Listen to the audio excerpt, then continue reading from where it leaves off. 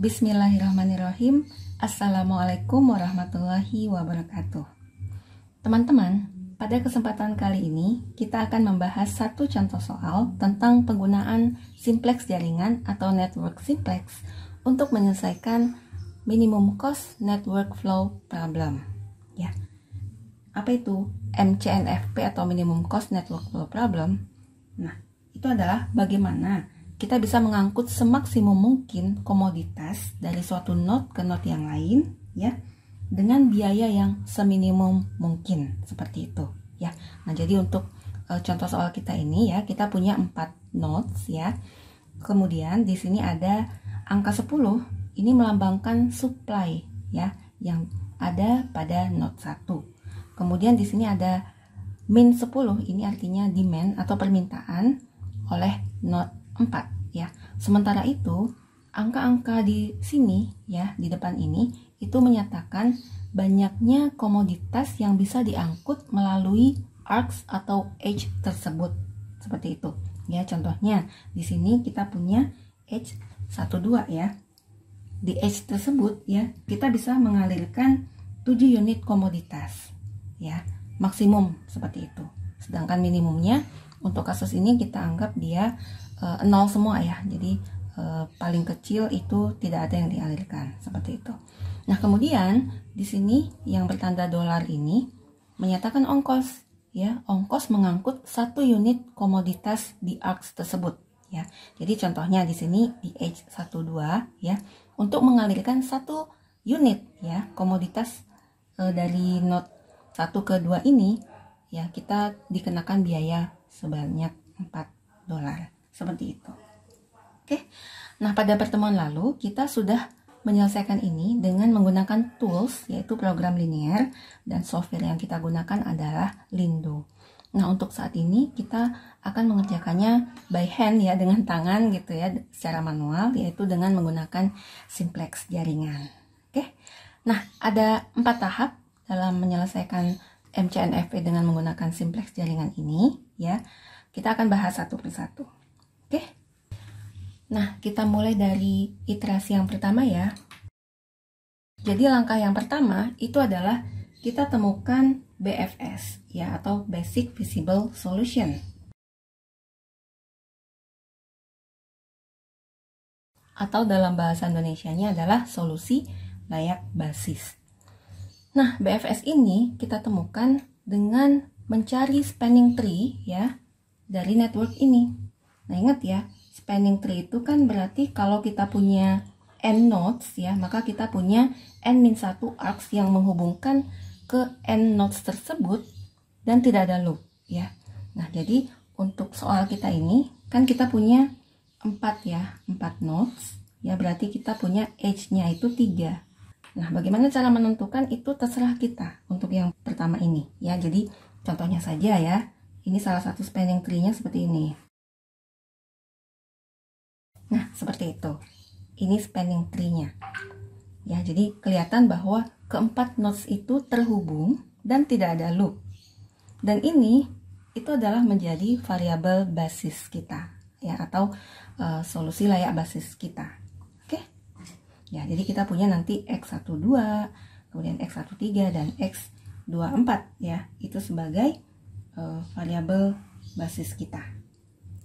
Nah, akan tetapi, ya, agar sesuai dengan teori jaringan, ya, kan kita ingin tiap-tiap nodes itu punya kendala konservasi seperti itu, ya. Nah, maka di sini boleh kita tambahkan, ya, garis putus-putus, ya, yang dia itu nilainya boleh lower bound, ya, batas bawah, atau batas atas dari komoditas yang bisa diangkut di arcs tersebut, ya. Contohnya sekarang kita tambahkan saja ini.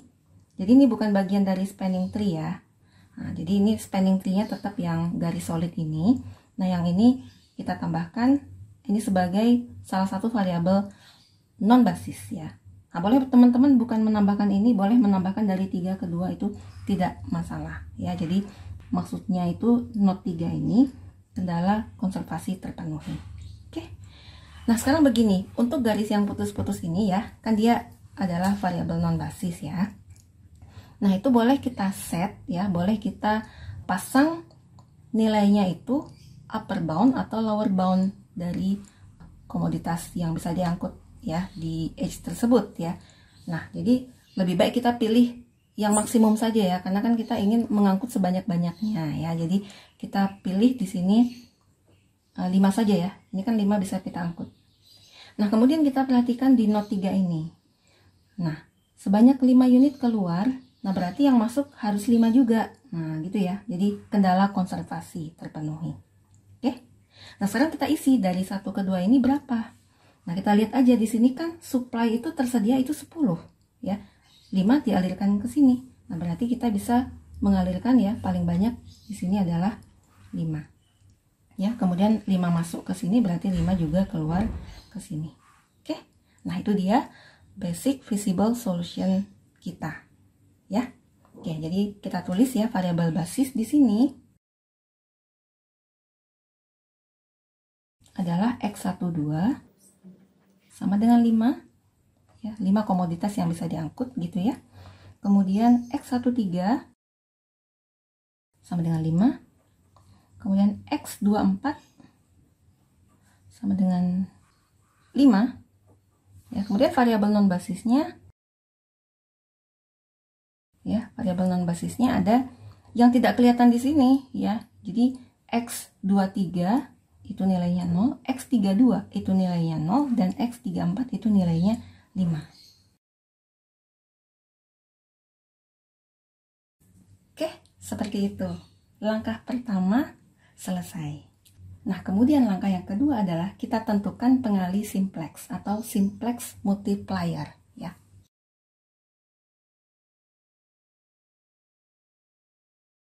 Nah, jadi di langkah yang kedua ini ya kita tentukan pengali simplex. Ini kita fokus pada variabel basis ya. Jadi garis yang solid ini.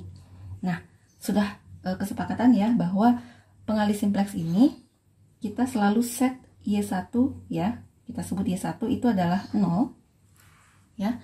Kemudian Y1 dikurang Y2 ya. Yang solid ini itu adalah sama dengan C-nya ya. Jadi kita lihat di sini 4. Ya. Kemudian Y1 dikurang Y3 sama dengan C13-nya itu adalah 3. Dan yang terakhir yang solid di sini adalah Y2 dikurang Y4 ya, sama dengan ya C-nya adalah 3. Dengan menggunakan substitusi, maka kita bisa mencari nilai Y1 ya, sudah tahu ya Y1-nya 0. Kemudian kita temukan nanti Y2-nya, Y3 dan Y4. Oke, nah kita coret-coret dulu ya di kertas buram. Nah, berarti kan ini 0 dikurang Y2 sama dengan 4, maka Y2-nya adalah min 4, oke. Kemudian ini 0 dikurang Y3 sama dengan 3, berarti Y3-nya adalah min 3. Nah, kemudian yang ini Y2-nya min 4 dikurang Y4 sama dengan 3, berarti min Y4 sama dengan 3 ditambah 4 itu 7, berarti Y4-nya adalah min 7. Ah, seperti itu ya, kita tulis ya. Ya, berarti Y1-nya 0, kemudian Y2-nya min 4. Ya, kemudian Y3-nya min 3 dan Y4-nya min 7. Seperti itu, ya. Itu adalah langkah kedua bagian pertama, yaitu pengali simplexnya. Oke. Nah, nilai-nilai dari Y1 sampai Y4 ini ya, dalam hal ini simplex multipliers, ini kita akan gunakan untuk menghitung atau mengecek kondisi optimalitasnya ya. Nah, jadi kita lanjutkan di langkah kedua ini ya. Jadi yang pertama ya, kita hitung dulu CIJ bar ya dari variabel non basis. CIJ bar ini rumusnya adalah YI dikurang YJ dikurang CIJ, seperti itu ya. Nah, karena di sini kita akan menghitung CIJ bar dari variabel non basis ya. Maka kita lihat ya, variabel non basis kita di sini ada 3. Berarti yang pertama kita hitung C23 bar ya, kemudian nanti C32 bar, dan yang terakhir C34 bar. Ya, kita tulis dulu rumusnya. Ini berarti Y2 dikurang Y3 dikurang C23 ya. Kemudian yang ini Y3 dikurang Y2 dikurang C32. Yang ini Y3 dikurang Y4 dikurang C34 ya. Nah, kemudian kita substitusikanlah. Y2 nya adalah min 4, yang ini dikurang min 3 ya, dikurang C23. Nah, kita lihat ya, C23 itu berarti C23. Nah, yang ini 1 ya, seperti itu ya. Kemudian Y3 yaitu min 3 dikurang Y2 yaitu min 4 dikurang C32 ya. Kita lihat lagi di soal ya, dia nilainya adalah 2 ya. Nah, kemudian C34 bar ya, kita punya Y3 dikurang Y4 dikurang C34 yaitu 6. Oke. Baik, nah sekarang kita hitung ini nilainya ya. Maka kita punya min 2, min 1, dan min 2. Nah, cek kondisi optimalitas itu maksudnya seperti apa?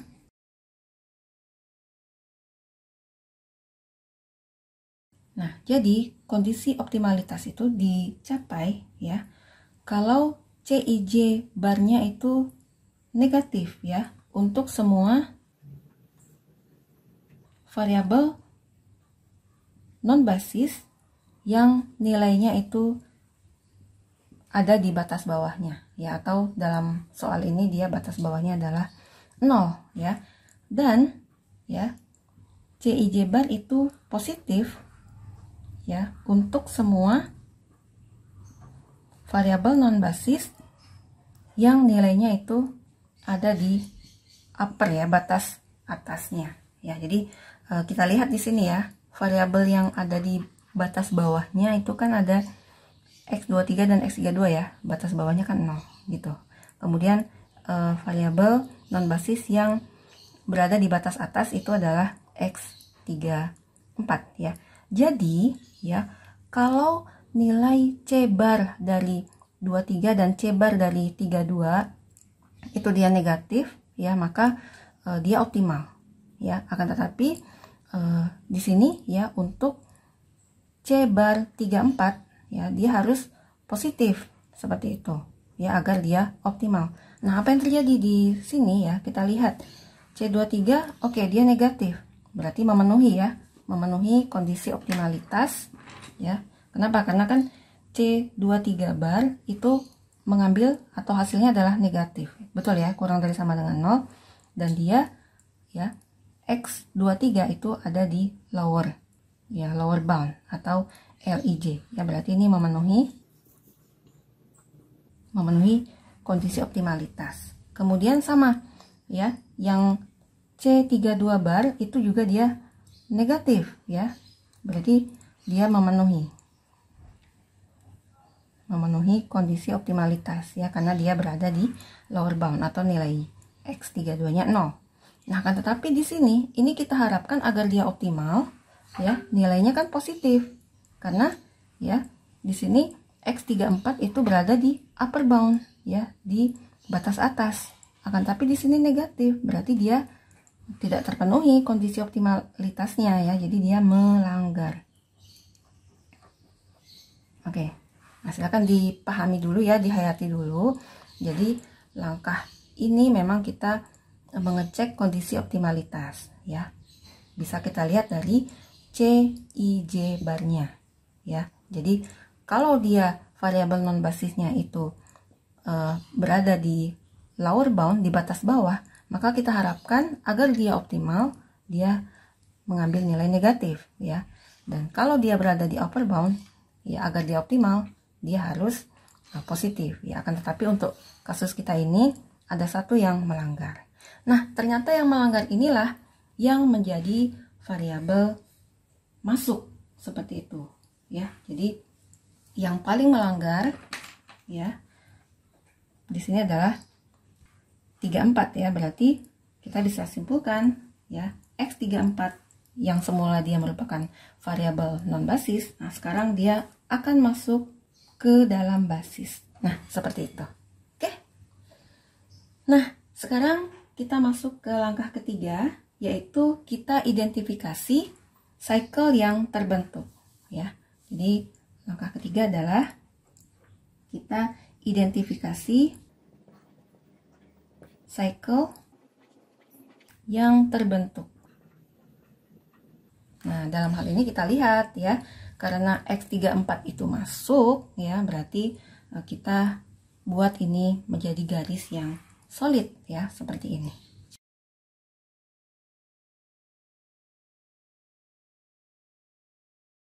Nah, karena X34 itu masuk ke dalam basis ya, nah maka kita tulis di sini dia harus dikurangi dengan sesuatu.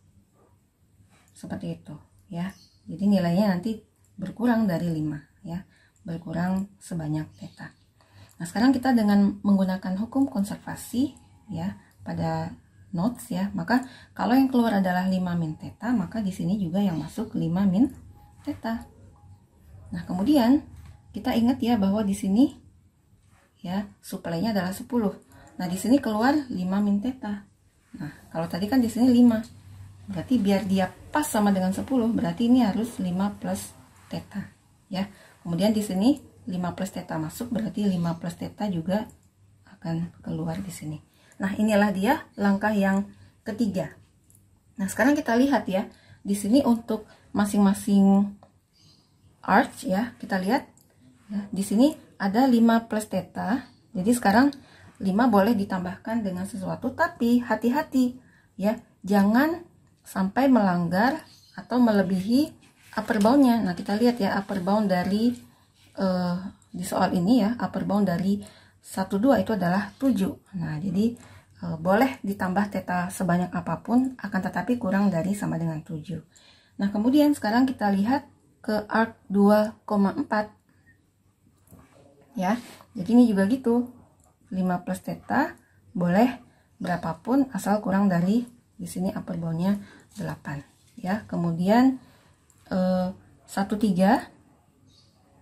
Nah, kita lihat di sini ya, 5 boleh dikurangkan dengan apapun ya, asalkan dia masih positif. Nah, hati-hati ya. Jadi kalau ini, lihat ya, kalau ini kurang maka dia besar dari 0. Kemudian kalau ini ditambah maka ini harus kurang dari upper boundnya. Sama halnya dengan arc yang 34 ini ya, 5 dikurang theta itu boleh berapapun tetanya selagi dia masih besar dari sama dengan 0. Oke, seperti itu. Nah, sekarang kita tentukan ini solusinya. Nah, berarti ini theta yang memenuhi adalah tentunya theta kurang dari sama dengan ya 2. Yang ini theta kurang dari sama dengan 3. Ini theta ya, kan ini min theta besar dari sama dengan min 5, atau theta kurang dari sama dengan 5 ya. Sama ini juga gitu. Nah, yang memenuhi ya dari keempat hal ini adalah, nah boleh kita lihat ya di garis bilangan.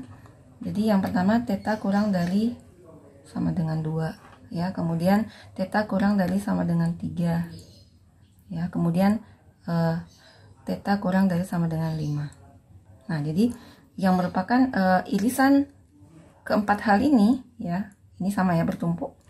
Nah, itu tentunya yang ini yang paling bagus ya, berarti ini ya akan dicapai pada saat theta sama dengan 2. Itu adalah solusi yang paling bagus. Oke. Nah, theta sama dengan 2 itu miliknya siapa? Miliknya arc 1,2 ini. Berarti dalam hal ini arc 1, 2 ya, itu variabel X12-nya akan keluar dari basis ya. Saya tulis di sini X12 keluar dari basis. Ya. Tahu ya, jadi X12 itu keluar kemudian digantikan oleh X34. Oke. Nah, baru langkah yang keempat adalah kita tentukan basic visible yang baru. Nah, bagaimana cara menentukan basic visible baru? Yaitu kita masukkan theta sama dengan 2 ini ke sini. Ya, berarti nanti ini menjadi 7. Ya, kemudian ini 7 juga. Kemudian yang ini 3, ini 3. Oke. Nah, sekarang kita siap ke iterasi yang kedua. Kita kerjakan lagi 4 langkahnya, mulai dari menentukan basic visible solution. Oke. Nah, jadi kita tadi sudah tahu ya bahwa basic visible solution ini itu adalah spanning tree, dan ini kita dapatkan dari hasil iterasi yang ke-1 tadi ya. Jadi kita udah tahu bahwa yang ini 7 nilainya, ini 7, ini 3, ini 3. Nah, sekarang kita lihat ya, untuk yang nilainya ini sama dengan upper bound ya, maka dia adalah variabel non basis ya. Nah, kita lihat di sini ya, 7 7 3 3. Nah, yang merupakan variabel non basis itu adalah yang arc12 ini. Jadi kita buat ini putus-putus ya, sementara itu yang lain solid. Nah, seperti itu ya. Nah, jadi di sini kita bisa tulis variabel basisnya itu adalah yang solid ini. Nggak lain adalah X13 sama dengan 3, X24 sama dengan 7, dan X34 sama dengan 3. Nah, kemudian yang tidak terlihat di sini atau yang putus-putus itu adalah variabel non basis. Ya, nggak lain adalah X12 sama dengan 7, X23 sama dengan 0, dan X32 sama dengan 0. Oke, itu langkah yang pertama. Kemudian langkah yang kedua adalah kita tentukan simplex multiplier. Nah, di sini tentunya Y1 sama dengan 0, kemudian Y1 dikurang Y3 sama dengan nilai C-nya, yaitu 3. Kemudian Y2 dikurang Y4 sama dengan nilai C-nya, yaitu 3. Dan yang terakhir, Y3 dikurang Y4 sama dengan 6 ya. Nah, silakan teman-teman substitusi, maka nanti kita akan mendapatkan Y10, kemudian Y3 sama dengan min 3 ya, kemudian Y2 sama dengan min 6, dan Y4 sama dengan min 9. Nah, kemudian masih di langkah yang kedua ya, kita tentukan Cij bar. Ya, hitung Cij bar dari variabel non basis. Nah, jadi kita punya C12 bar, C23 bar, dan C32 bar. Ini Y1 min Y2 dikurang C12, ini Y2, Y3 min C23 ya, kemudian yang ini Y3 min Y2 dikurang C32 ya. Silakan teman-teman verifikasi, saya akan menuliskan saja di sini 0 dikurang min 6, C12 nya 4, dan seterusnya ya. Baik, ini hasilnya berturut-turut 2, min 4, dan 1. Kemudian langkah selanjutnya adalah kita cek optimalitas ya. Kita ingat di sini yang berada di upper bound itu kalau dia nilainya, nilai C barnya itu positif, maka dia optimal. Sedangkan yang berada di lower bound ya, jika C barnya itu negatif, maka dia akan optimal. Nah, sekarang kita lihat ini memenuhi ya, karena dia positif. Kemudian yang ini memenuhi juga ya, karena dia negatif, dia berada di lower bound. Tapi yang ini yang tidak memenuhi. Jadi dua ini memenuhi, nah yang ini melanggar. ya, melanggar kondisi optimalitas ya. Sekali lagi, kenapa? Karena X32 ini berada di lower bound dan nilai C32 bar itu dia positif, maka dia melanggar. Oke. Nah, dengan demikian kita dapat simpulkan bahwa X32 ini akan masuk ke dalam basis. Oke. Nah, kemudian kita beranjak ke langkah yang ketiga. Nah, di langkah yang ketiga adalah kita mengidentifikasi cycle yang terbentuk ya dari kehadiran X32 yang masuk ke dalam basis ini ya. Berarti kita buat garis solid dari sini ke sini. Maka kita identifikasi bahwa akan ada cycle yaitu 32, 24 dan 34.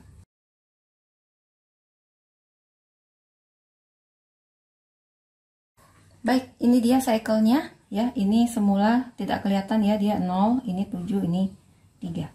Nah, X32 ini adalah variabel yang masuk, dia 0, berarti bisa kita tingkatkan theta ya. Ini masuk ya, ada tambahan sebanyak plus theta, maka ini juga akan ada tambahan sebanyak theta. Nah, bagaimana dengan yang ini? Nah, boleh begini pola pikirnya. Ini yang terserap ke sini kan harus 10 ya. Nah, di sini biar ini pas 10, maka ini harus min theta, seperti itu. Oke. Nah, sekarang ya kita lihat masing-masing arc di sini ya, 2, 3 ini. Nilai 0 plus theta ini boleh berapapun asal dia kurang dari atau sama dengan kapasitas maksimumnya yaitu 6.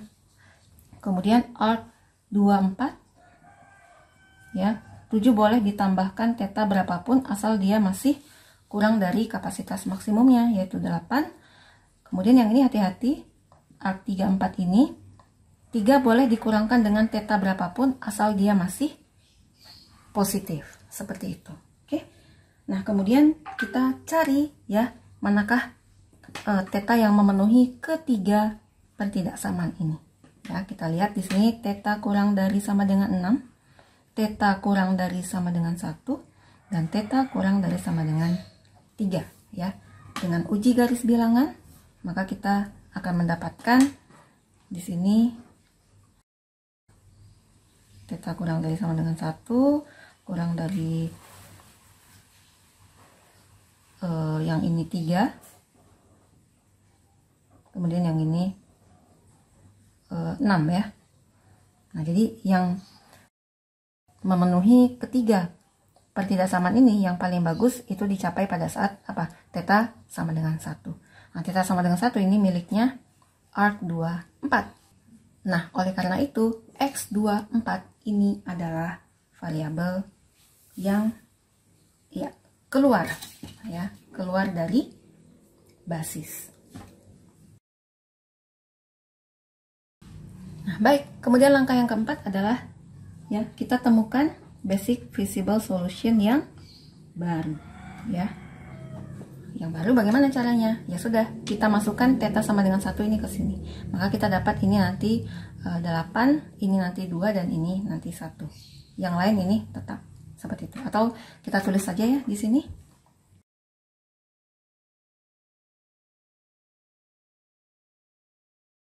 Oke, tentunya yang ada di upper bound kita tulis putus-putus ya. Di sini ini harus putus-putus. Ini juga putus-putus. Ya, yang ini solid. Ya. Ini solid dan ini solid. Oke. Dengan demikian iterasi kedua selesai. Kita lanjutkan ke iterasi yang ketiga. Nah, di iterasi yang ketiga ini tentunya kita mulai dari basic feasible solution dari apa yang sudah kita kerjakan di iterasi 2 tadi ya. Jadi ini dia spanning tree yang kita peroleh. Kemudian tentunya kita bisa tahu ya variabel basisnya yang mana dan variabel non basisnya yang mana. Jadi variabel basisnya adalah yang solid X13, X32 dan X34. Sementara itu variabel non basisnya adalah X12 sama dengan 7 ya, dia upper bound. Kemudian X24 sama dengan 8 ya, sama upper bound juga. Dan yang tidak kelihatan di sini ada X23 sama dengan 0. Berada di lower bound. Oke, langkah pertama selesai. Langkah kedua ya, kita cari simplex multipliers. Ya, tentunya Y1-nya 0. Kemudian Y1 dikurang Y3 sama dengan 3. Y3 dikurang Y2 sama dengan 2, dan Y3 dikurang Y4 sama dengan 6. Ya, ingat lagi bahwa ini adalah nilai-nilai C yang bersesuaian. Oke. Nah, kemudian silakan dengan substitusi ya, kita akan dapatkan seperti ini. Oke. Nah, nilai-nilai inilah yang kita gunakan untuk uji optimalitas ya. Jadi apa? Kita hitung CIJ bar ya dari variabel non basis.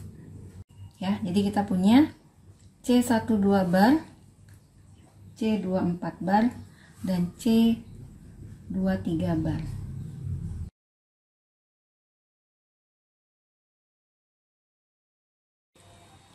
Nah, sekarang kita lihat ya uji optimalitasnya. Nah, kita lihat ya, ini upper bound ya, dan dia positif ya, memenuhi. Yang ini lower bound, dia negatif. Nah, inilah yang kita harapkan ya. Jadi ketiganya sudah memenuhi kondisi optimalitas ya, sehingga kita bisa katakan bahwa ini adalah solusi yang optimal. Oke, baik. Nah, sekarang kita tulis ya dengan rapi solusi optimalnya ya. Berarti kita punya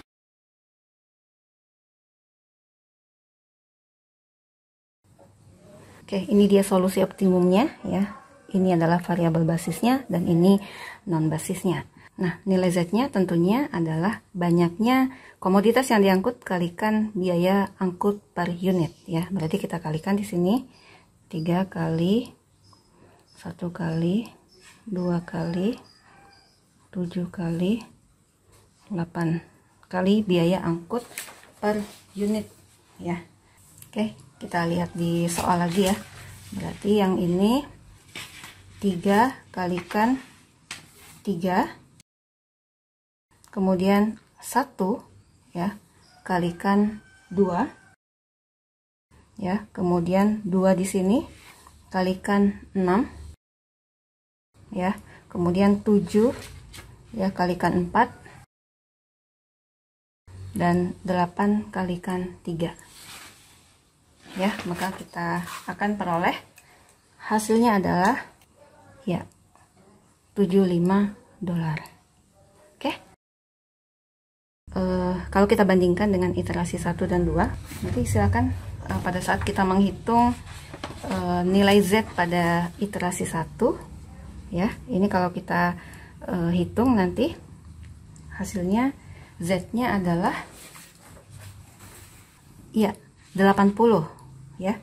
Sementara itu untuk iterasi yang kedua, yang ini, itu Z-nya adalah 76 ya. Nah, terlihat bahwa memang di iterasi yang ketiga ini ya, Z-nya paling kecil ya, dan dia memang sudah dijamin optimal ya, karena kita sudah mengecek optimalitasnya ya dengan uji optimalitasnya. Begitu, semoga bermanfaat. Assalamualaikum warahmatullahi wabarakatuh.